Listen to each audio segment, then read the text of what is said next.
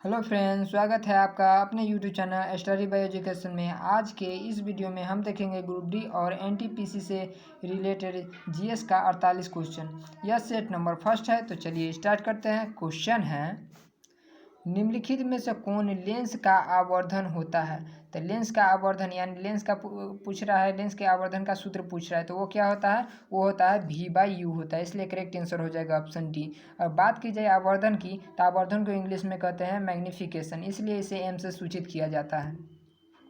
आवर्धन किसे कहते हैं, तो प्रतिबिंब की दूरी बटे वस्तु की दूरी को क्या कहते हैं, आवर्धन कहते हैं। तो ये आवर्धन को M से सूचित किया जाता है। M बराबर क्या होता है, M बराबर होता है V/U होता है। M क्या हो गया, M तो हो गया मैग्निफिकेशन यानी आवर्धन, और V क्या हो गया, प्रतिबिंब की दूरी, U क्या हो गया, वस्तु की दूरी। तो हम जानते हैं कि दूरी का ऐसा मात्रक क्या होता है, तो मीटर होता है। इसे प्रतिबिंब की दूरी का ऐसा मात्रक मीटर, और वस्तु की दूरी का ऐसा मात्रक भी मीटर।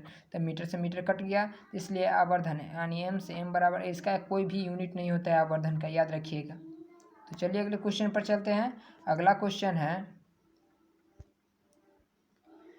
निम्नलिखित में से कौन सा नेत्र का रंगीन भाग होता है। तो नेत्र का रंगीन भाग कौन होता है, वो होता है रेटिना, इसलिए करेक्ट आंसर हो जाएगा ऑप्शन बी।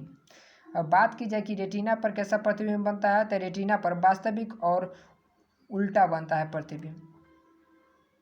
वास्तविक और कैसा, छोटा प्रतिबिंब बनता है। अब बात की जाए कि मानव दृष्टि की स्पष्ट न्यूनतम दूरी कितनी होती है, तो वो कितनी होती है, 25 सेंटीमीटर होता है। याद रखिएगा 25 सेंटीमीटर, मीटर में नहीं, 25 सेंटीमीटर होता है। तो चलिए अगले क्वेश्चन पर चलते हैं। अगला क्वेश्चन है, वायुमंडल में प्रकाश के किस कण का प्रकीर्णन सबसे अधिक होता है। तो सबसे अधिक किसका होता है, तो इसका ट्रिक है, याद रखिएगा, बैजानी हैप्पी नाला, बैजानी हैप्पी नाला, यानी सबसे अधिक किसका होगा, बैगनी का। तो ऑप्शन में देखिए, बैगनी है, नहीं है। उसके बाद आता है जामुनी, जामुनी है, नहीं है। उसके बाद आता है नीला, नीला है, हाँ नीला है। इसलिए हमारा करेक्ट आंसर हो जाएगा ऑप्शन बी। अब बात की जाए कि तिरंगध्वज किसका सबसे अधिक होगा, तो सबसे अधिक लाल का, उसके बाद नारंगी का, उसके बाद पीला का हो जाएगा। इस अगर बात की सबसे अधिक किसका, तो लाल का हो जाएगा तिरंगध्वज। और सबसे प्रकीर्णन अधिक किसका, तो बैगनी का। यहाँ जो कि ऑप्शन में नहीं दिया गया है, दिया गया है नीला, इसलिए हमारा करेक्ट आंसर हो जाएगा ऑप्शन बी। तो चलिए अगले क्वेश्चन पर चलते हैं।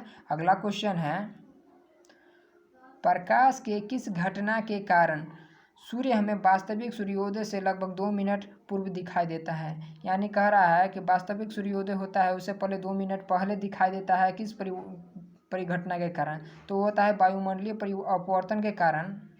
वायुमंडलीय अपवर्तन के कारण सूर्योदय जो होता है वो 2 मिनट पहले, सूर्य 2 मिनट पहले दिखाई देता है वास्तविक समय से, इसलिए करेक्ट आंसर हो जाएगा ऑप्शन बी। तो चलिए अगले क्वेश्चन पर चलते हैं। अगला क्वेश्चन है, अगला क्वेश्चन कह रहा है, निम्नलिखित में से कौन उभयलिंगी है।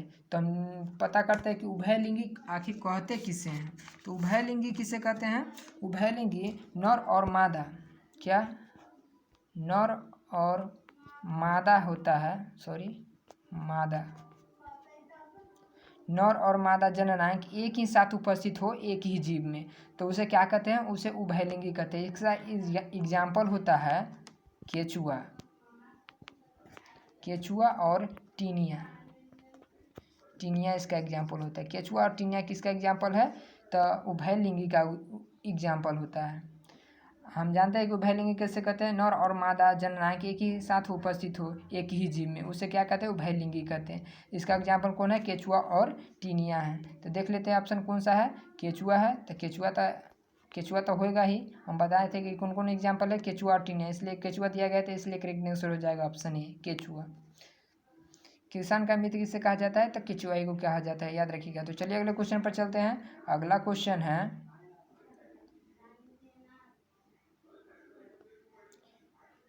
है, मेंडल ने अपने प्रयोग के लिए किस पौधे को चुना था, किस पौधे को चुना था, तो मटर के पौधे को चुना था प्रयोग के लिए, इसलिए अपना करेक्ट आंसर हो जाएगा ऑप्शन डी। तो चलिए अगले क्वेश्चन पर चलते हैं। अगला क्वेश्चन है, 7वां क्वेश्चन है, निम्न में से कौन एक अपशोषी अंग है। तो अपशोषी अंग कौन हो जाएगा, तो अपशोषी अंग हो जाएगा अपेंडिक्स, क्या हो जाएगा, एक अपशोषी अंग होता है, इसलिए करेक्ट आंसर हो जाएगा ऑप्शन डी। तो चलिए अगले क्वेश्चन पर चलते हैं। अगला क्वेश्चन है, अगला क्वेश्चन 8वां है, तो चलिए इसे सॉल्व करते हैं। चिपको आंदोलन किससे संबंधित है? तो चिपको आंदोलन किससे संबंधित है? वन संरक्षण से संबंधित है, इसलिए करेक्ट आंसर हो जाएगा ऑप्शन ए। चलिए अगले क्वेश्चन पर चलते हैं। अगला क्वेश्चन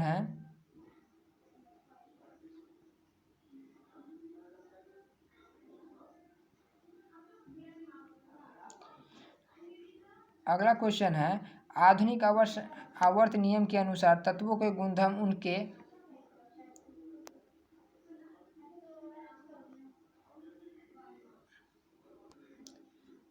उनके आवर्त फलन होता है। यानी कह रहा है आधुनिक आवर्त नियम के अनुसार तत्वों के गुणधर्म से किसके आवर्त के नियम फलन होता है? तो किसके? परमाणु क्रमांक के, यानी परमाणु संख्या के आवर्त फलन होता है, इसलिए करेक्ट आंसर हो जाएगा ऑप्शन बी। अब बात की जाए कि आधुनिक आवर्त सारणी दिया किसने? तो मोसले जी ने आधुनिक आवर्त सारणी दी थी। कब दिए थे? 1913 में आधुनिक आवर्त सारणी दिए थे, जिसमें कुल कितने तत्व है? 118 तत्व है, जिसमें से कितने 90 क्या 91 क्या है? धातु है, और 20 कितना है? अधातु है, और 7 वो क्या है? उपधातु है। कुल जोड़ते हैं तो 7 1 8 और 9 2 11, यानी कुल होता है 118 तत्व। याद रखिएगा 90 91 क्या है? धातु है, और धातु की संख्या क्या को है? 20 को है, उपधातु की संख्या 7 को है। तो चलिए अगले क्वेश्चन पर चलते हैं। अगला क्वेश्चन है, आधुनिक आवर्त सारणी में क्षैतिज कतारों निम्नलिखित में से क्या कहलाती है? क्षैतिज कतार को क्या कहते हैं? उसे कहते हैं आवर्त। Option A is A correct answer हो जाएगा। और बात की जाए कि आधुनिक आवर्त सारणी में वर्ग किसे कहते हैं? तो वर्ग किसे कहते हैं?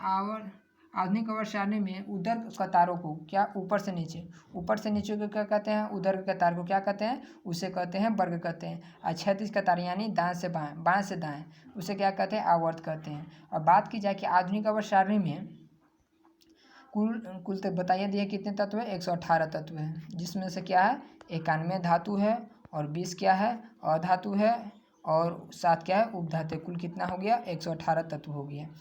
और बात की जाए कि आधुनिक आवर्त सारणी में आवर्त की संख्या कितनी है? तो आवर्त की संख्या 7 है, और समूह की संख्या कितना है? समूह की संख्या 18 है, याद रखिएगा। तो चलिए अगले क्वेश्चन पर चलते हैं। अगला क्वेश्चन है,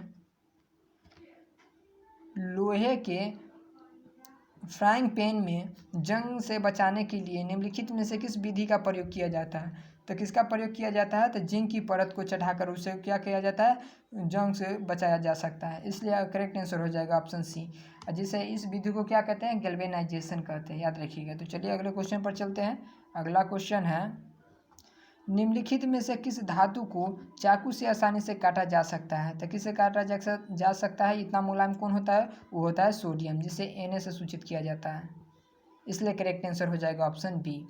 तो चलिए अगले क्वेश्चन पर चलते हैं। अगला क्वेश्चन है, आयोडीन की कमी से कौन सा रोग होता है? तो आयोडीन की कमी से घेघा रोग, या फिर इसे ही क्या कहते हैं इंग्लिश में? ग्वाइटर रोग कहते हैं, इसलिए करेक्ट आंसर हो जाएगा ऑप्शन ए। तो चलिए अगले क्वेश्चन पर चलते हैं। अगला क्वेश्चन है, निम्न में से कौन पिट्यूटरी ग्रंथि से निकलने वाली हार्मोन है? तो पिट्यूटरी ग्रंथि से कौन सा हार्मोन निकलता है? वो वृद्धि हार्मोन निकलता है, इसलिए करेक्ट आंसर हो जाएगा ऑप्शन ए। तो चलिए अगले क्वेश्चन पर चलते हैं। अगला क्वेश्चन है, अमीमा में अलैंगिक जनन किस विधि द्वारा होता है? तो विखंडन द्वारा क्या होता है? और अमीमा में अलैंगिक जनन होता है, इसलिए करेक्ट आंसर ऑप्शन बी।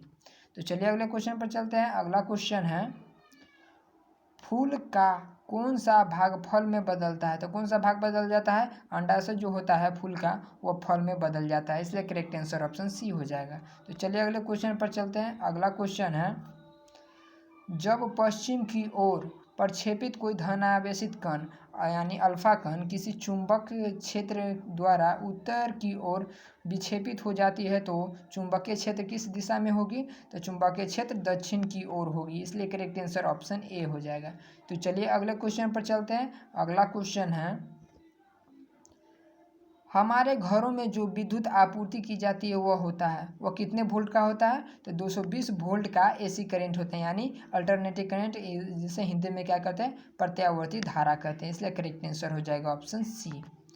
तो चलिए अगले क्वेश्चन पर चलते हैं। अगला क्वेश्चन है, गर्म जल प्राप्त करने के लिए हमें सौर जल तापक का प्रयोग किस दिन नहीं कर सकते हैं? तो किस दिन नहीं कर सकते हैं? बादलों वाले दिन नहीं कर सकते हैं, इसलिए करेक्ट आंसर ऑप्शन बी हो जाएगा। तो चलिए अगले क्वेश्चन पर चलते हैं। अगला क्वेश्चन है, निम्न में से कौन सा ऊर्जा सौर ऊर्जा में व्युत्पन्न नहीं होता है। तो सौर ऊर्जा में कौन व्युत्पन्न नहीं होता है? तो नाभिकीय ऊर्जा सौर ऊर्जा में व्युत्पन्न नहीं होता है, इसलिए करेक्ट आंसर ऑप्शन सी हो जाएगा। तो चलिए अगले क्वेश्चन पर चलते हैं। अगला क्वेश्चन है, दर्पण के सामने किसी भी दूरी पर स्थित वस्तु का प्रतिबिंब सीधा प्रतीत होता है तो वह दर्पण है। वो कौन सा दर्पण हो जाएगा? या तो समतल दर्पण होगा या फिर उत्तल दर्पण हो जाएगा, इसलिए करेक्ट आंसर ऑप्शन डी हो जाएगा। तो चलिए अगले क्वेश्चन पर चलते हैं। अगला क्वेश्चन है, किसी कार के अग्रदीप में प्रयुक्त दर्पण निम्नलिखित में से कौन सा होता है? तो वो होता है अवतल दर्पण, इसलिए करेक्ट आंसर हो जाएगा ऑप्शन ए। अब बात की जाए कि पश्चिम दृष्टि में कौन सा दर्पण प्रयोग किया जाता है? तो उत्तल दर्पण का प्रयोग किया जाता है, जिसमें बड़ी वस्तु क्या छोटी छोटी दिखाई देती है। तो चलिए अगले क्वेश्चन पर चलते हैं। अगला क्वेश्चन है 23 नंबर क्वेश्चन है, निम्नलिखित में से किसका अपवर्तनांक सबसे अधिक होता है? तो सबसे अधिक होता है हीरा का अपवर्तनांक। कितना होता है? 2.42 होता है। कितना होता है?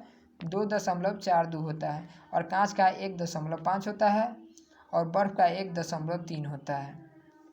कितना होता है? 1.3 होता है, याद रखिएगा। तो चलिए अगले क्वेश्चन पर चलते हैं। अगला क्वेश्चन है, निम्नलिखित में से किस लेंस को अभिसारी लेंस कहा जाता है? तो किसे कहते हैं? उत्तल लेंस को अभिसारी लेंस कहते हैं, इसलिए करेक्ट आंसर हो जाएगा ऑप्शन ए। उत्तल लेंस को क्या कहते हैं? कन्वेक्स लेंस कहते हैं, या फिर क्या कहते हैं? अभिसारी लेंस कहते हैं। अवतल लेंस को क्या कहते हैं? अवतल लेंस को अपसारी लेंस कहते हैं या फिर कॉनकेव लेंस कहते हैं, याद रखिएगा। तो चलिए अगले क्वेश्चन पर चलते हैं। अगला क्वेश्चन है, अगला क्वेश्चन 25 नंबर क्वेश्चन है। चलिए इसे सॉल्व करते हैं। निम्नलिखित में से कौन गैस चूने को पानी को दूधिया कर देता है? वो कौन सी गैस है? तो कार्बन डाइऑक्साइड गैस है, जो कि चूने के पानी को दूधिया कर देता है, इसलिए करेक्ट आंसर हो जाएगा ऑप्शन सी। तो चलिए अगले क्वेश्चन पर चलते हैं। अगला क्वेश्चन है, टार्टेरिक अम्ल निम्नलिखित में से किस में पाया जाता है? तो किस में पाया जाता है? इमली में टार्टेरिक अम्ल पाया जाता है, इसलिए करेक्ट आंसर हो जाएगा ऑप्शन डी। और बात की जाए, टमाटर में क्या? ऑक्जेलिक अम्ल पाया जाता है। संतरा में क्या पाया जाता है? एसिटिक अम्ल। और संतरा में क्या? सिट्रिक अम्ल पाया जाता है। और नींबू में भी सिट्रिक अम्ल पाया जाता है। सिरका में क्या पाया जाता है? एसिटिक अम्ल पाया जाता है, याद रखिएगा। तो चलिए अगले क्वेश्चन पर चलते हैं। अगला क्वेश्चन है, जिप्सम का रासायनिक सूत्र है। तो जिप्सम का रासायनिक सूत्र होता है CaSO4 2H2O, इसलिए करेक्ट आंसर हो जाएगा ऑप्शन बी। अगर बात की जाए जिप्सम का रासायनिक नाम क्या हो जाएगा? तो कैल्शियम सल्फेट हो जाएगा इसका रासायनिक नाम। जब इसे 120 डिग्री सेल्सियस पर गर्म करते हैं तो क्या बनाता है? यह प्लास्टर ऑफ पेरिस बना लेता है, जिसका सूत्र होता है CaSO4 × ½ H2O होता है, या फिर इसे ही कंफ्यूज करने के लिए लिख दिया जाता है 2CaSO4 H2O × H2O। अगर पूछा जाए इसका रासायनिक नाम क्या होता है? कैल्शियम सल्फेट हेमीहाइड्रेट इसका रासायनिक नाम होता है, प्लास्टर ऑफ पेरिस का। तो चलिए अगले क्वेश्चन पर चलते हैं। अगला क्वेश्चन है, जिंक तथा सल्फ्यूरिक अम्ल के बीच अभिक्रिया से निम्नलिखित में से कौन सी गैस निकलती है? तो कौन सी गैस निकलती है? चलिए देख लेते हैं। जिंक को किसे? Zn से सूचित किया जाता है, और सल्फ्यूरिक अम्ल H2SO4 से जब अभिक्रिया कराते हैं तो बना लेता है जिंक सल्फेट ZnSO4, अब प्लस क्या? हाइड्रोजन गैस निकलता है। कौन सी गैस निकलता है? हाइड्रोजन गैस, इसलिए हमारा करेक्ट आंसर हो जाएगा ऑप्शन सी, हाइड्रोजन गैस निकलता है। तो चलिए अगले क्वेश्चन पर चलते हैं। अगला क्वेश्चन है, अमीबा अपना भोजन कैसे पकड़ता है? तो अमीबा अपना भोजन कुटपाट विधि द्वारा पकड़ता है, इसलिए करेक्ट आंसर हो जाएगा ऑप्शन सी। तो चलिए अगले क्वेश्चन पर चलते हैं। अगला क्वेश्चन है, अगला क्वेश्चन 30 नंबर क्वेश्चन है, कौन सा एंजाइम बसा पर क्रिया करता है? तो बसा पर कौन क्रिया करता है? कौन सा एंजाइम? लाइपेज एंजाइम है जो बसा पर क्रिया करता है, इसलिए करेक्ट आंसर ऑप्शन सी हो जाएगा। तो चलिए अगले क्वेश्चन पर चलते हैं। अगला क्वेश्चन है 31 नंबर क्वेश्चन है, किस प्रकार के श्वसन में अधिक ऊर्जा मुक्त होती है? तो वायवीय श्वसन में अधिक ऊर्जा मुक्त होती है, इसलिए करेक्ट आंसर ऑप्शन ए हो जाएगा, वायवीय श्वसन। तो चलिए अगले क्वेश्चन पर चलते हैं। अगला क्वेश्चन है, मछली का श्वसन अंग है तो क्या होता है? गलफरा या गिल्स कहते हैं इसे, इसलिए करेक्ट आंसर हो जाएगा ऑप्शन बी। तो चलिए अगले क्वेश्चन पर चलते हैं। अगला क्वेश्चन है 33 नंबर क्वेश्चन है। क्वेश्चन कह रहा है, स्टोमाटा के खुलने और बंद होने की क्रिया को कौन नियंत्रित करता है? तो कौन नियंत्रित करता है? तो कोशिका द्वारा यह नियंत्रित होता है, इसलिए करेक्ट आंसर हो जाएगा ऑप्शन ए। तो चलिए अगले क्वेश्चन पर चलते हैं। 34 नंबर क्वेश्चन है, निम्न में से कौन वृक्क यानी किडनी की रचनात्मक एवं क्रियात्मक इकाई है? वो क्या हो जाएगा? नेफ्रॉन। नेफ्रॉन क्या है? किडनी की क्रियात्मक एवं रचनात्मक इकाई है, इसलिए करेक्ट आंसर ऑप्शन बी हो जाएगा। तो चलिए अगले क्वेश्चन पर चलते हैं। अगला क्वेश्चन है, मानव का प्रमुख उत्सर्जी अंग निम्नलिखित में कौन है? तो कौन हो जाएगा उत्सर्जी अंग? किडनी, यानी वृक्क क्या हो जाएगा? उत्सर्जी अंग हो जाएगा, इसलिए करेक्ट आंसर ऑप्शन ए हो जाएगा। अगला क्वेश्चन है, एंड्रोजन क्या है? तो एंड्रोजन एक प्रकार का हार्मोन होता है जो कि मादालिंग हार्मोन है, इसलिए करेक्ट आंसर हो जाएगा ऑप्शन में एंड्रोजन और प्रोजेस्टेरोन, ये सब क्या है? मादालिंग हार्मोन होता है, याद रखिएगा। तो चलिए अगले क्वेश्चन पर चलते हैं। अगला क्वेश्चन है 37 नंबर क्वेश्चन है, विद्युत प्रतिरोधकता का ऐसा मात्रक क्या होता है? तो विद्युत प्रतिरोधकता का ऐसा मात्रक ओम होता है, इसलिए करेक्ट आंसर ऑप्शन ए हो जाएगा। तो चलिए अगले क्वेश्चन पर चलते हैं। अगला क्वेश्चन है 38 नंबर क्वेश्चन है, निम्नलिखित में से कौन विद्युत का सबसे अच्छा चालक होता है? तो विद्युत का सबसे अच्छा चालक कौन होता है? तो वो होता है चांदी, इसलिए करेक्ट आंसर हो जाएगा ऑप्शन ए। चांदी को एजी से सूचित किया जाता है। तो चलिए अगले क्वेश्चन पर चलते हैं। अगला क्वेश्चन है, विद्युत धारा के चुंबकीय प्रभाव की खोज किसने की थी? तो विद्युत धारा के चुंबकीय प्रभाव की खोज ऑस्ट्रेड ने की थी, इसलिए करेक्ट आंसर ऑप्शन बी हो जाएगा।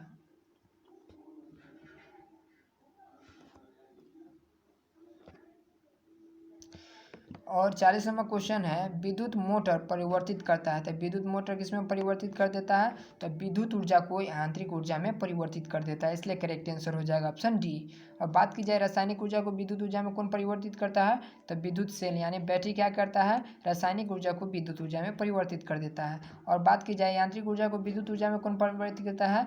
विद्युत जनित यानी विद्युत जनित्र होता है, यानी कि डायनमो। डायनमो क्या करता है? यांत्रिक ऊर्जा को विद्युत ऊर्जा में परिवर्तित कर देता है, याद रखिएगा। तो चलिए अगले क्वेश्चन पर चलते हैं। अगला क्वेश्चन है, निम्नलिखित में से कौन सबसे कम अभिक्रियाशील धातु है? तो सबसे कम अभिक्रियाशील धातु वो होता है एल्युमिनियम, इसलिए करेक्ट आंसर ऑप्शन ए हो जाएगा इन ऑप्शनों की अपेक्षा। तो चलिए अगले क्वेश्चन पर चलते हैं। 42 नंबर क्वेश्चन है, कार्बन की परमाणु संख्या है। तो कार्बन का परमाणु संख्या कितना होता है? कार्बन का परमाणु संख्या 6 होता है और इसका परमाणु भार 12 होता है, इसलिए करेक्ट आंसर ऑप्शन ए हो जाएगा। परमाणु क्रमांक पूछा गया था, परमाणु संख्या। तो चलिए अगले क्वेश्चन पर चलते हैं। अगला क्वेश्चन है,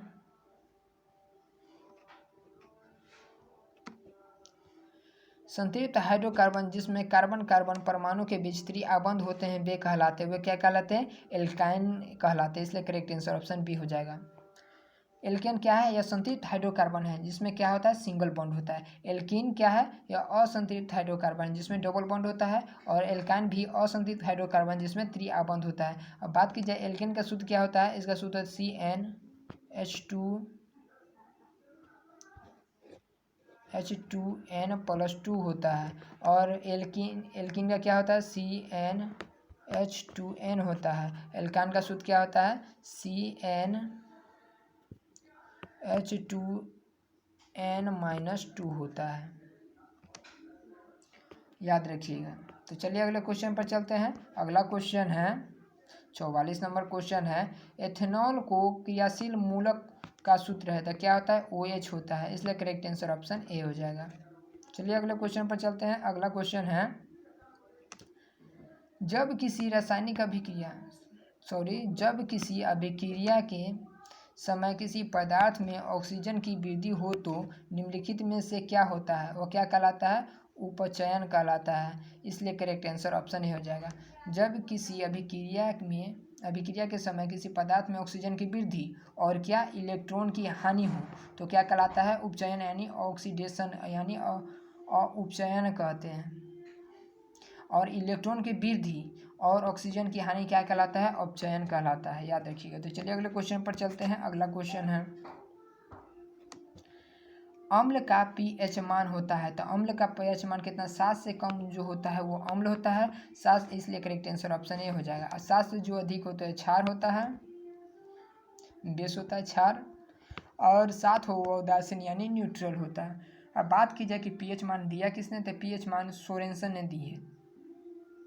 जो pH मान किसने दिया? सोरेनसन ने दिया, जो कि 0 से कितने के बीच निर्धारित किया जाता है? 14 के बीच निर्धारित किया जाता है किसी भी चीज़ का pH मान, इससे ज़्यादा नहीं हो सकता है। और 0 से लेकर 14 के बीच होता है। याद रखिएगा। तो चलिए अगले क्वेश्चन पर चलते हैं। अगला क्वेश्चन है, धोने का सोडा का आणविक सूत्र क्या होता है? धोने के सोडा का आणविक सूत्र होता है Na2CO3 इंटू 10H2 होता है, इसलिए करेक्ट आंसर ऑप्शन सी हो जाएगा।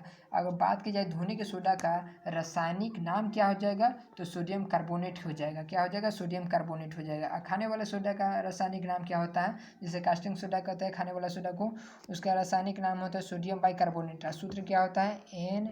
NaOH होता है, NaOH।